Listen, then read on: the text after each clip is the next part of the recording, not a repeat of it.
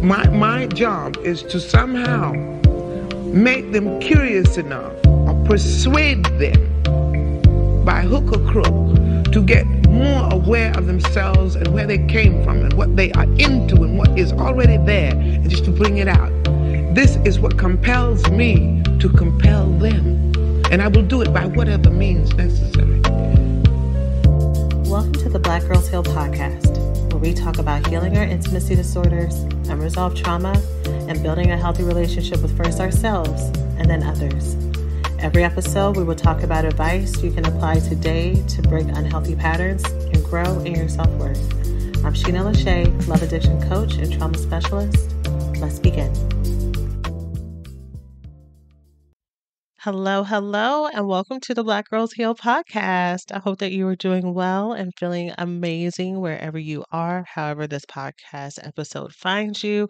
I hope that you are surrounded by people who love you, pour into you, and treat you with the love and care that you deserve. And if you are not around those people, I hope that this helps you get one step closer to being in those types of relationships and groups. So, with that said, today, we are starting our second series for 2024. So, I shared at the top of the year, we were going to have a 4-part series where we are going to be focused on building ourselves up to make sure that we are changing our lives and that we are going in a new direction and that we are not repeating the same patterns from before. So, for the first few weeks of 2024, we were focused on ourselves. I called it our me month, where we were looking at building our relationship with ourselves and really building self-romance by looking at how we show up in relationships. And at the time that you are listening to this, we would have had our workshop on building a self-romance to accumulate as a culmination of all of the things that we learned. And today, we are starting our Mama Trauma Month, our Mother Month. And this is where we're going to be looking at our relationships with our mothers and mother wounds and how that may play a part in how we show up in relationships, specifically by way of love addiction and love avoidance.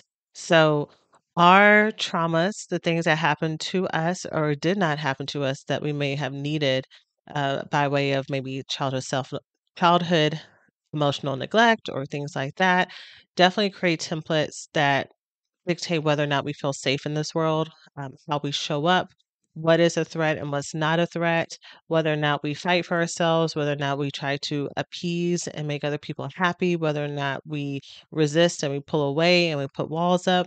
All of this starts in childhood and what we learn from those relationships. And our relationship with our mother is our first relationship. So it's foundational for everything. And of course, all of our caregivers, all of the relationships matter, but this is the most intimate one.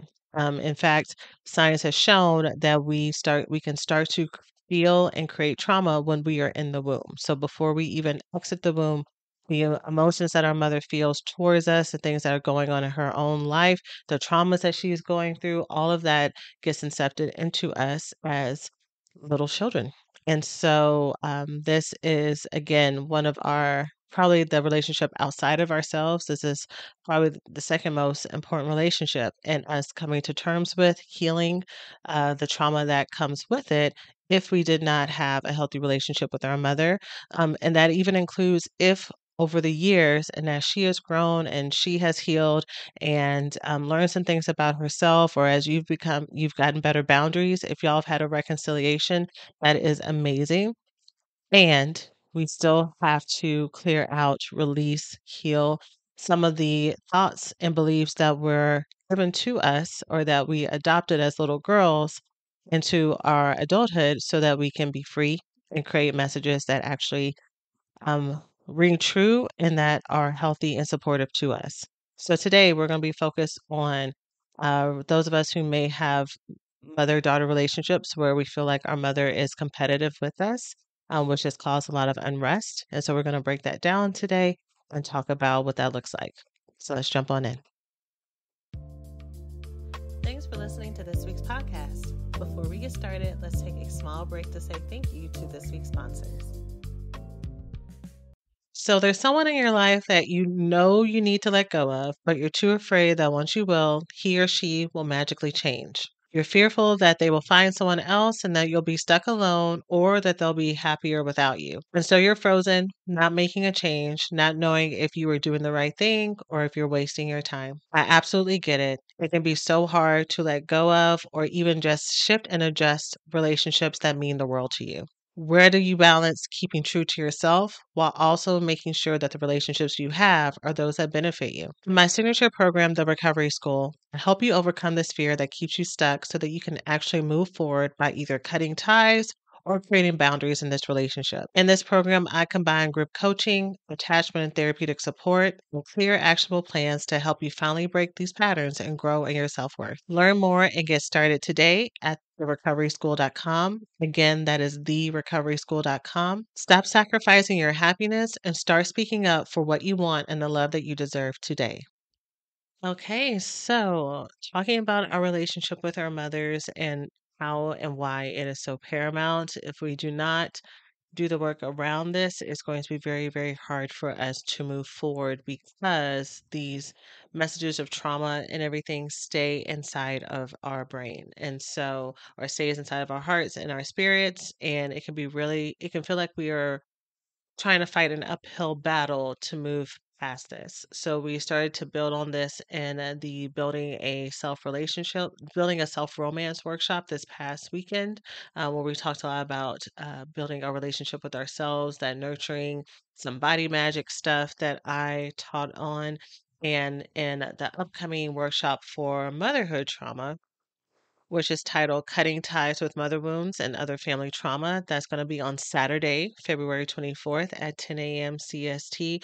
We're going to be continuing this work together for another multi-hour workshop where we'll be going deeper into how to leave behind shame and pain that's been projected onto you that doesn't belong to you, how to build self-compassion and nurturance to get out of your own way, and how to create a relationship with your mother or any other family members that you can move forward with. And this includes if there's still a discord there, what does this look like for us to make changes and move forward? And so you can learn more about that workshop by going to blackgirlsheal.org/2024, clicking on that workshop title, and then signing up there and saving your spot. Today, we're going to look at one of the types of relationships that causes a lot of that pain, which is when your mother may be competitive with you. So, having a relationship with a mother who is competitive with you is deeply painful and deeply confusing as a young child because you do not know what is happening and why it's happening. You can't understand why your mother may have so much venom towards you, so much anger, so much resentment, so much disgust. You don't realize that what is happening is jealousy and a projection of her own brokenness. What it feels like is that you are wrong, that there is something wrong with you, that you are in the way, that you are a burden, that you are broken, and that you are not good enough. Even if your mother's competitiveness shows up in by way of narcissism, which we're going to talk specifically about narcissism on another time. Even though what we're going to be talking about here, as far as a mother being competitive with you, absolutely has traits of narcissism, but it doesn't necessarily mean that your mother is a narcissist. But this is definitely one of the qualities that happens when there is narcissistic personality disorder at play. But even when your mother maybe is not a full narcissist, this still creates so much self doubt and maybe even self hatred and uncertainty on what is right and what is wrong, on whether or not you can trust yourself to move forward, whether or not you can trust your own decisions, whether or not your decisions are good enough. It causes a lot of confusion for you in your body because here you have someone that you truly love and want to be close with and want to build a relationship with, but then the ways that she may talk to you or treat you or put you down or be unsupportive is really angering and very frustrating and unfair and confusing. And no matter how much you may try to communicate what's happening for you, especially the older you get and the more emotional awareness and intelligence that you're able to cultivate and build on your own, trying to bring that back to the relationship. If these are things that your mother is not willing to look at, it is the gaslighting that may happen, or just the straight denial and refusal is very, again, infuriating and very saddening. And there's a lot of grieving that may happen. So, and then also a lot of confusion within your own self too, trying to figure out if you're making this up. It doesn't, people don't talk a lot about mothers being jealous with their daughters. They, it's, and all the different types of traumas that may happen, it's something that we kind of feel, mm, I wonder if it's something that is so abnormal that people or that is thought to be so abnormal that people don't think that this is something that needs to be talked about. And so, because it is not talked about, we don't realize how common it is. And we also don't realize the signs of what it looks like. And so, when it's happening to you, you don't really know how to place it. You don't really know what label or name to put on it because that can be what's happening. My mom is a full grown adult woman. Why would she be jealous of me? What is it that I could possibly be doing as a 3-year old, a 4-year old, a 5-year old, a 25-year old, a 35-year old that is threatening to my mother? That can't be it. Maybe she just has bad days sometimes, or maybe sometimes she doesn't have a filter. Maybe she does have some insecurities, but it's not that she's jealous of me. And we'll do again all these mental gymnastics to try to rationalize away what is happening because it's you you don't wanna be the source of that, because when you're on the source of that competitiveness and jealousy, or depending on how it may present with your mother, and I am going to give some examples, you can really want to rescue your mom from feeling that way, to show her, "I'm not a threat. I love you and I support you, and you can be you and I can be me, and we can both do these things together. We don't have to be at war against each other." And so you may try to placate, you may try to appease, you may try to rationalize with, and when that's not received, again, that is hurtful. That is very hurtful, and it can make you feel very helpless and overwhelmed.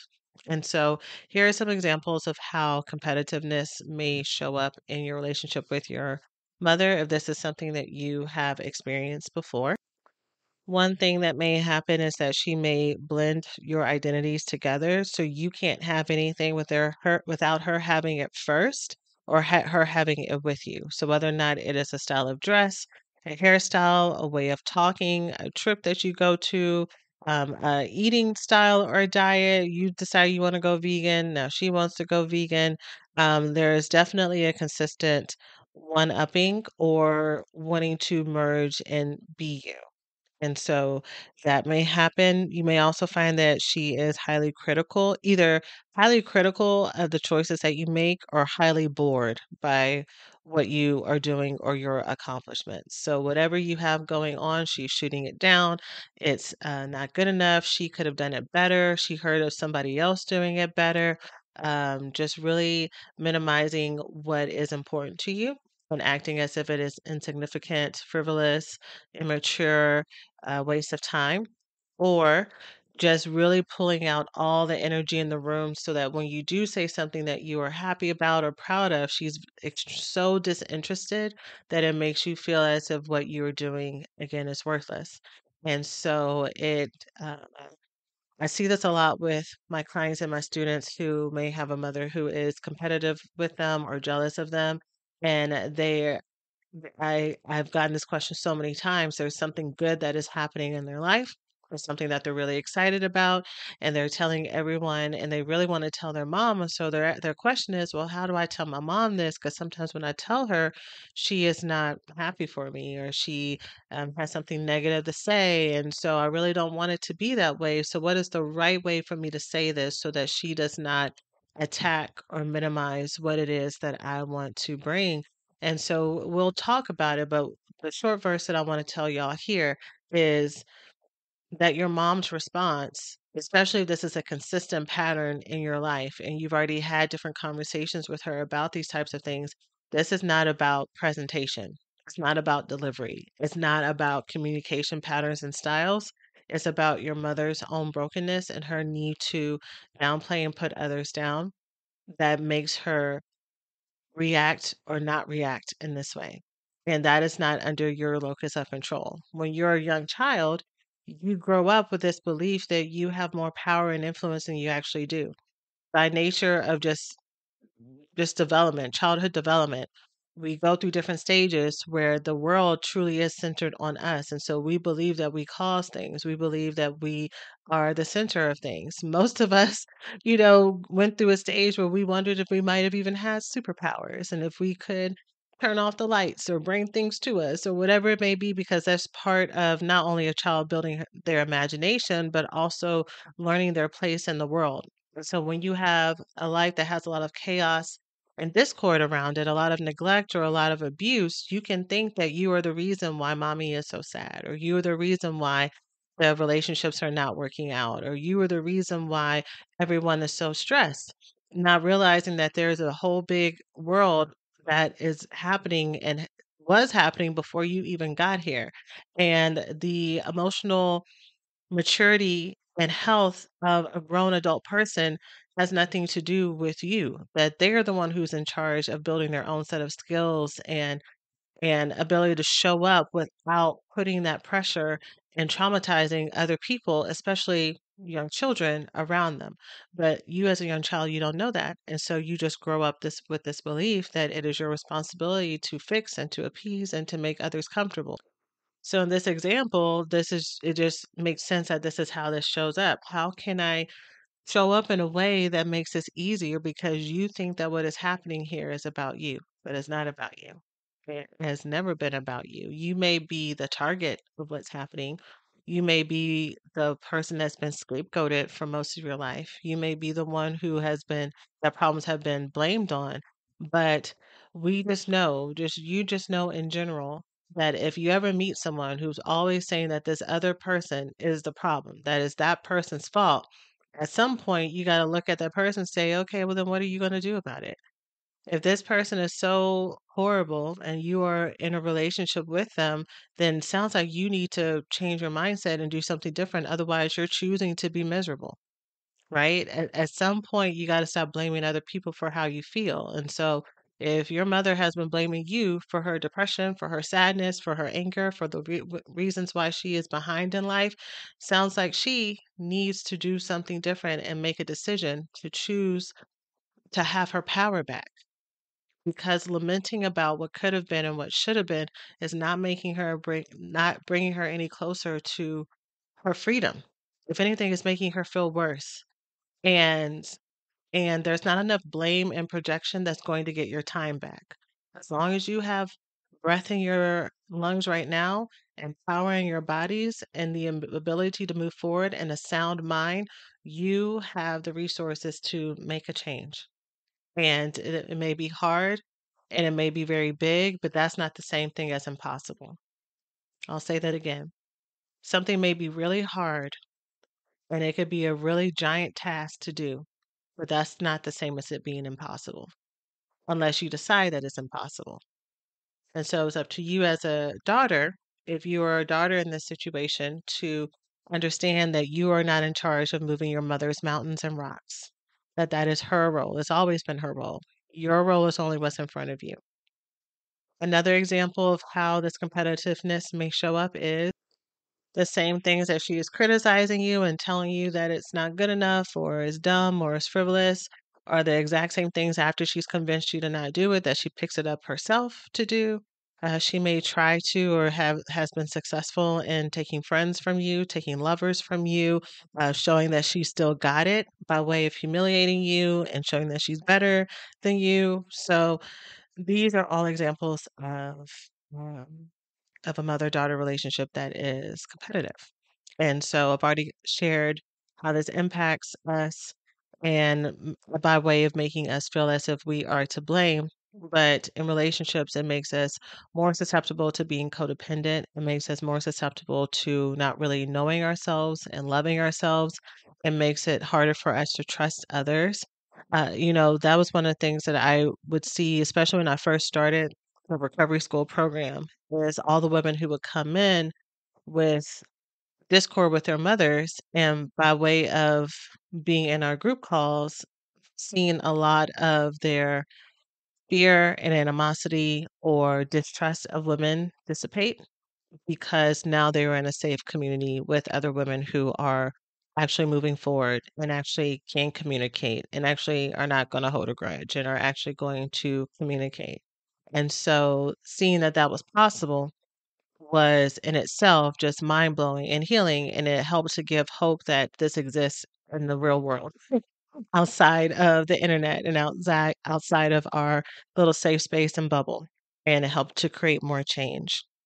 And when you're not loved or seen or esteemed by your first relationships, it also sets the stage for you to not know or expect to be loved and to be esteemed and to be cherished by the people around you as well. You don't know what tenderness looks like. You are used to that negging that I talked about a few episodes back of someone giving you a backhanded compliment.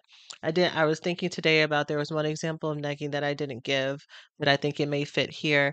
A personal example. So there was a guy that I was dating that turned out to be a narcissist. And well, I mean, I saw the red flags. But, he was a narcissist and he was really into music, and there was one time and he would always be having conversations with his friends and everything about music and things, and I would try to give my opinion, and he would just kinda gloss over it, not really pay attention to it, and, so for me, at that point in time, not realizing that this was a red flag, it kinda made me want to prove myself more, and it made me want to show that I could fit in. I didn't see his dismissal of me as that being a red flag. I just saw, okay, it's just personality difference. He just like really gets into his conversations. I did not have the concept that no one should be disrespecting you, and no matter whether or not you had a degree in music or whatever it may be, that just basic respect is a minimum expectation. So, anyways, he was really into music, and I recommended a music artist, and we were all driving, me and a group of his friends, we were driving one night here in Houston to wherever we were going. And so they put this music artist on, and it was great music because I have good taste. And he was like, "Oh, wow, that was a really good suggestion." And like genuine surprise that I could even suggest something that was of good quality. And I remember being a little bit perturbed by it, being like, of course, like if you would just listen to me, then of course I could do more things. But again, I didn't realize the amount of disrespect and demeaning attitude that came in that to just question or to state along with assuming that someone like me could ever have such good taste in anything. And so that type of negging behavior was not on my radar as bad behavior because I had been used to criticisms, backhanded compliments, me needing to prove myself, people not respecting my opinion just because me having to kind of have a wall up in defense with this stuff, right? And so these types of things make you more susceptible to be in relationships that are not safe from the start. And so, more reason for us to look at these wounds and where they come from, and also getting out of it. This podcast is brought to you by eHarmony. Finding someone who gets you, your likes, your dislikes, your quirks, and things that make you uniquely you can be hard in this dating world.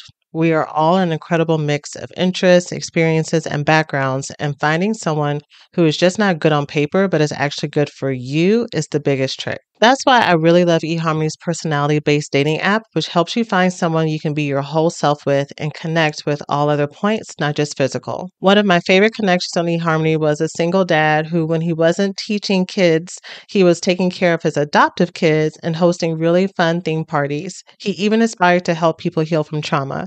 We connected on our love of sci fi, faith, and having adventures, and it was a really sweet connection. Talk about an incredible match. And I would have never connected with him without the power of eHarmony. And that's what true connection and compatibility are all about, being seen, heard, and understood on all levels. That's why more people are turning to eHarmony. When you can match based on personality, you're already one step ahead when it comes to getting to know one another. So try eHarmony and get started today for free. eHarmony. Get who gets you. When healing from an intimacy disorder, one of the first things you have to do right after getting clear on your patterns of addictive behaviors, avoidant behaviors, and living in deprivation is clearing out the roots that caused it. Clearing out the experiences, the traumas, the narratives that have kept you stuck all of these years. In my signature coaching program, The Recovery School, you have the opportunity to reveal the sources of low self worth, to learn about how old roles in your family have resulted in codependency, shutting down, and not letting others in, and also to learn how to talk to and connect to your inner child in a way that is soothing and healing. This is the next step to reframing the old stories that have plagued you for years to evolve to being a healed and loved woman and having access to the love and the relationships and self worth that you've always wanted. Learn more and get started by going to therecoveryschool.com. Again, that is therecoveryschool.com. So we're going to be talking about this more at our workshop on Saturday the 24th at 10 a.m., the Cutting Ties with Mother Wounds workshop, and what to do about this. But for now, let's talk about some of the reasons why your mother may be competitive with you. And I've already shared a little bit about this in the first half of this episode. But what I have found, and this could just be a me thing, this could just be the way that my brain operates, but I find that sometimes I find healing in having some understanding of why something is happening versus it being this big kind of ethereal, abstract thing that I can't put a hand on or put a label on. And I think that's also, I mean, that's been the basic premise of this podcast, right?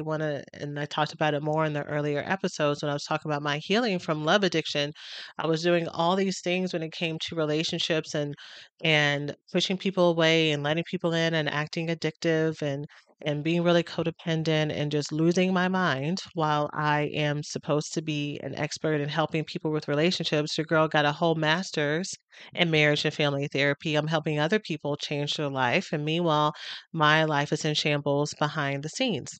And so just really wondering what is going on there. And so when I finally found the term love addiction and I could find the symptoms for it and the the process out of it, or what people were saying was the process out of it at that point, it relieved something in me. It released something in me, this pressure and weight that I felt like this was my fault or there was something that was wrong with me because I just couldn't get it right. And my friends could get it right, and my friends could have securely attached relationships, and my friends could go through breakups without not having to be stuck in bed for so so long and having their complete existence be questioned because now they were single again or now they were going through this big heartbreak, no one else felt the depths at that point. And so finding words for what I was going through just really helped me know that I wasn't alone. And because there was a word for it and because there were descriptors of it,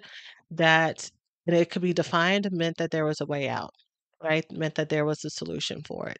And so I'm going to give you a couple of reasons here today in hopes that this can either hit on what you may have seen or know about your mother or maybe spark some connections to other things you have seen or heard before you to ultimately know that this is not you, that this is not your fault, and to help you move forward.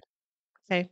So, the first reason why your mother may be competitive with you, her child, is that she has dreams unfulfilled that you embody or that you have the time and access and the resources to go and get that she has not gotten.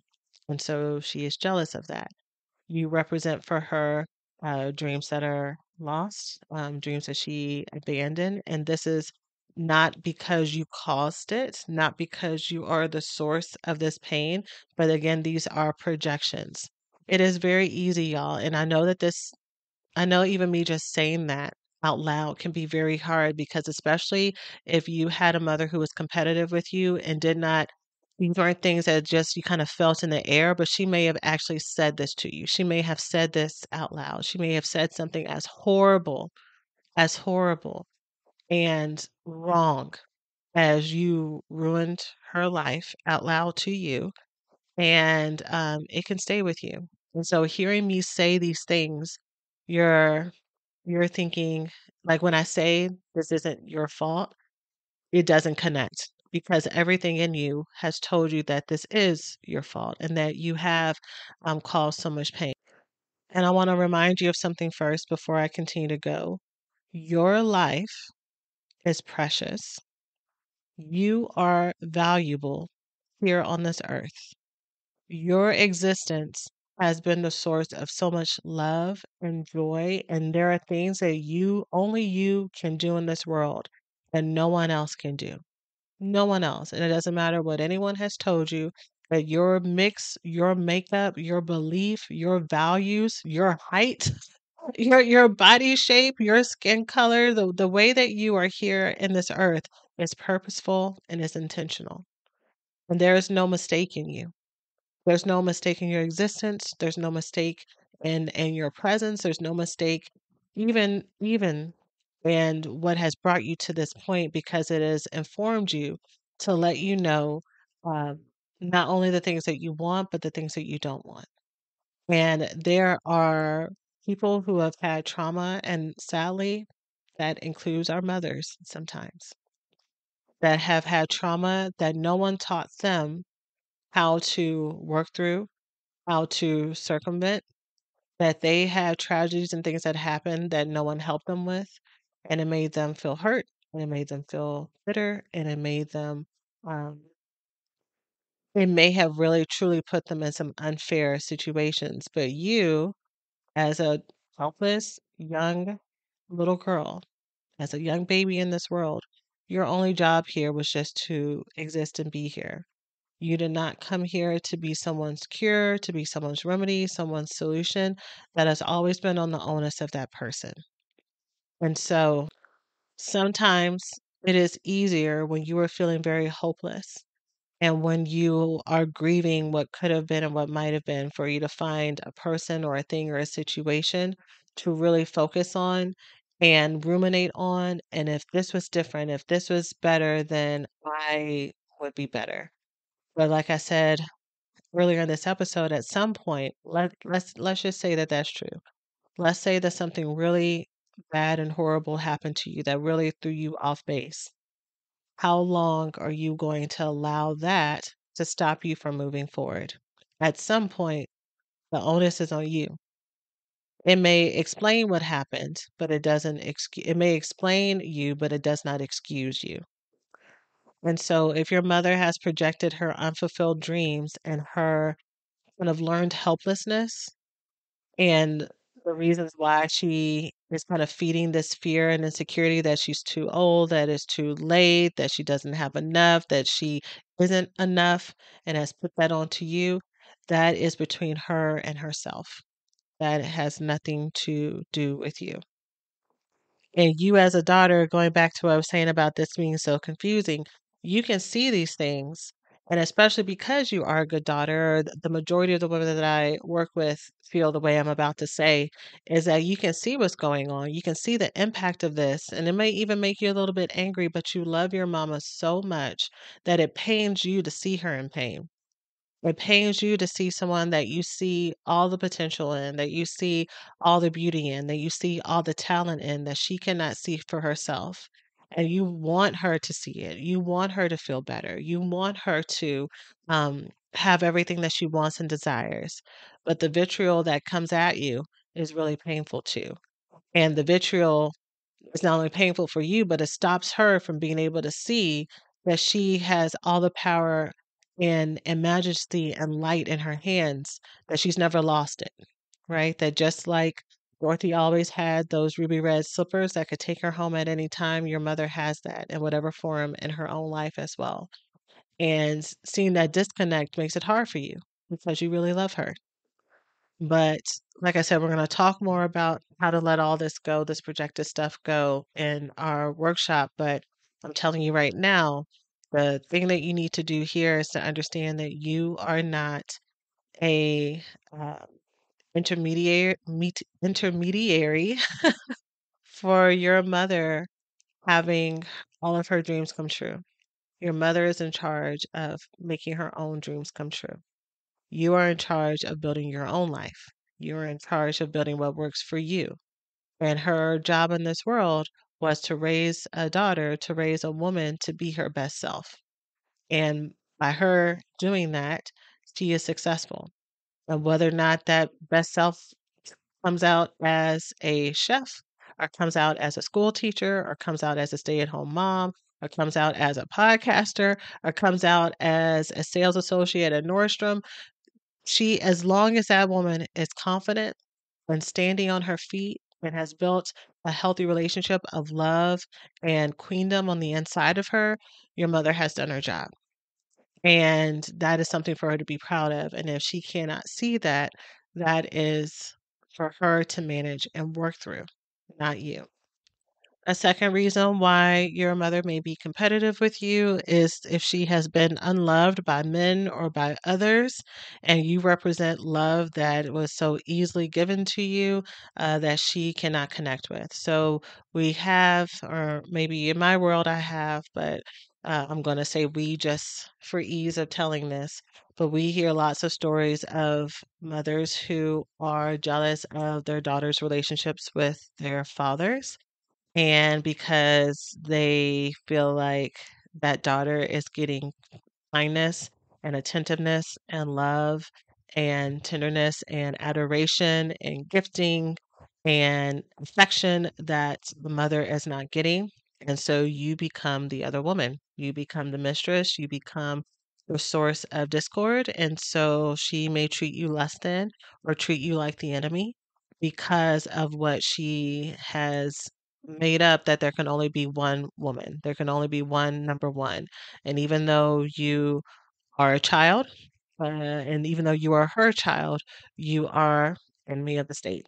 And you are someone who needs to be taken down, either physically, either emotionally, for you to know your place, for her to prove that you are not as good as your father or as other people say that you are, by way of her showing how good, better she is in other areas of her life. And so that is how that may show up. It's gonna be really painful because for some of us, it has put us in a lot of physical harm, not only by way of our relationship with our mother, whether or not there was physical or emotional abuse, but even with maybe keeping partners around that shouldn't have been there, that were threats, or um, not listening to us when we have shared that we were uncomfortable about things. And so all of that makes it hard for us to trust that people are going to listen to us.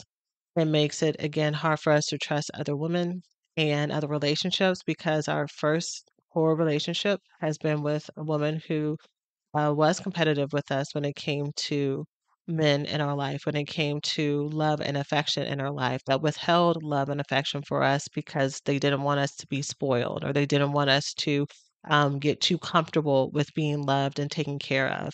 And, you know, hopefully, me saying that out loud, if it, you can hear how absurd that is, how strange that is, and maybe for some of you it's not. Maybe you hear me say that and you're like, yeah, that's what I was taught. That's what I saw. You don't want to coddle kids too much. You don't want to hug your kids too much because then they're going to learn what? Finish that sentence. What are they going to learn? That your parents will always be there for you, that your parents will love you, that there's a safe space for you to cry when things get really hard, that that there's such a thing as soft, gentle touch that doesn't want something from you, that's not going to come back and hit you or want something sexual from you. Those are the messages that happens when a child is given love and affection and care consistently from a safe space. That is why it's called secure attachment, because it makes it easier for you to go out and trust yourself and trust the world.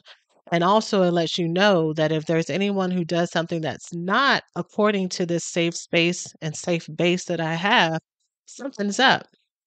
However, if my safe base withdraws love from me, doesn't give love to me, there's contingents attached to it. That when they are affectionate with me is because they want something else, or love and affection means something sexual. So now that when I'm having normal love and affection with people, I think it has to go somewhere sexual. I don't trust that anyone wants something from me unless there is a sexual connection from it. Those are the types of messages that get implanted when we don't have that secure, healthy, consistent love and affection from our adults. And there is there is a balance between coddling and enabling. But I think for many people who have had extreme restriction to affection and to love and to emotional care and nurturance, we are so far away from the coddling and enabling that it will be surprising to us just to be able to be held by someone just because, and for someone to look in our eyes and just really adore us and love us just because. That would probably be very jarring. And so that's part of what we are having to unlearn and learn how to lean into. And that body magic stuff that I have talked about is where this really comes into play. And going along with this, there's an example that I already shared before is she has learned another reason why your mother may be competitive with you is that she has learned that there can only be one person in the room that is the best. That for her to feel good enough, she has to trump everybody in the room. And sometimes you can be the source of this. This can also be other people in the room. She has to be the one who looks the best. She has to be the one that's the funniest. She has to be the one who's telling the best jokes. She has to be the one who has the flyest purse. She has to be the one who's making the most money. She has to be that person, and she will crush and dominate anyone who is standing in that path. And so, you coming up, whether or not it's your youth or your beauty or your hope in life, or again, compliments or things that are just so non threatening and just innocuous and just neutral in this world. It can kind of come out of nowhere. The put downs and the knocking you down and the wanting to one up you and trump what's going on, that you just know it just hits you in your gut and it just doesn't feel good. And you don't understand where that's coming from. But, when people have low self esteem, and this comes from the work of Pia Melody, this is at least where I learned it from. I don't know if she's pulled it from other places. But Pia Melody is one of the people who has done a lot of work and written a lot of books about love addiction. One of the things that she teaches in her model is that when people are coming from a place of low self esteem, usually there's two ways that this may show up, either by needing to go one up or going one down. So, one up is what I've already shared. They're so insecure that they need to find a way that they are better than other people in the room. So, if there's a lot of beautiful women in the room, then she may go towards in her mind, well, at least I'm the most professionally successful here.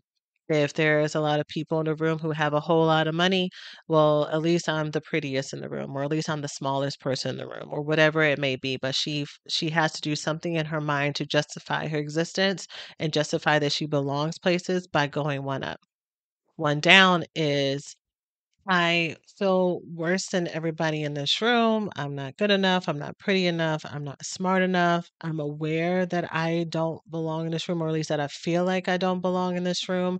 When other people give me compliments, I downplay them. It's hard for me to receive them, and I will push it away. So, either both of those are ways to protect a person from actually being in touch with their core self. With their core self, they would actually have to believe that they are good enough and that there's space for other people without having to beat them out, which is difficult for the person who goes one up. And for the person who goes one down, it's very scary to believe that you are good enough, because then what if someone knocks you down? What if someone proves that you are actually an imposter and that you're actually not the person that you really want to be? So it's better just to downplay your existence and your value. And so your journey is towards really embodying that person and being expansive versus being restrictive, and but versus being competitive.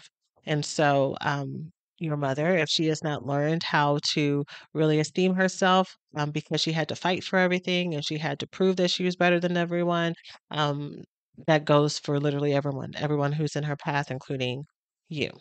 Okay. So that is a lot, but I hope that by sharing this, that this gives you some insight of what may have been happening, if these are things that you have not explored and unpacked previously in therapy or by way of other places that you're learning about your relationships and your trauma and all of that. These are really important things for us to learn and to break down and to work through. I have noticed that whenever I do my mother workshops, they are the ones that the tears come. No matter how how impactful or juicy any of the other topics are, this is the one that usually gets us in our fields because there's so much for us to work through and to unpack. And so I'm looking forward to teaching this workshop. This will be the third mother wound workshop that I've taught. And I'm really excited about my approach for this one because it's going to be different than some of the ways that I've treated and taught these methods before. There's going to be some more information as well. And so I look forward to us coming together in a few weekends to really break this down and to heal from it and to cut ties from all these messagings and all of these weights that have been put on us that have were never ours to deal with in the first place. So I would love to see you at our Cutting Ties with Our Mother Wounds and Other Family Trauma workshop on Saturday, February 24th at 10 a.m. CST. If you're not able to join me live because you are working, because you are in another time zone, because you got kids around you, because there's a family gathering that day, you can still enroll in the workshop. You get access to the replay. You're able to submit questions about your specific situation as well. And I will answer all those questions and coach everyone through what is submitted to me. And you are able to keep this workshop for life. So that is it for now. Oh, did I say the link? Go to blackgirlsheal.org/2024, 2024 in order to save your seat and have access to that. And make sure you enroll right when you feel like this is for you. A lot of times people procrastinate, and I notice that if I don't send the right amount of reminder emails, there's always folks who register at the last minute.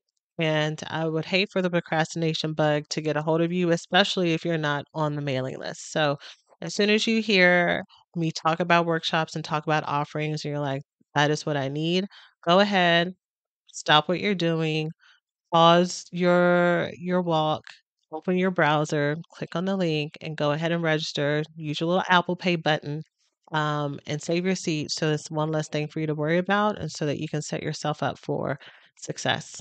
So that's it for now. I'm sending you all so much love, and I will see you in our next episode. Take care.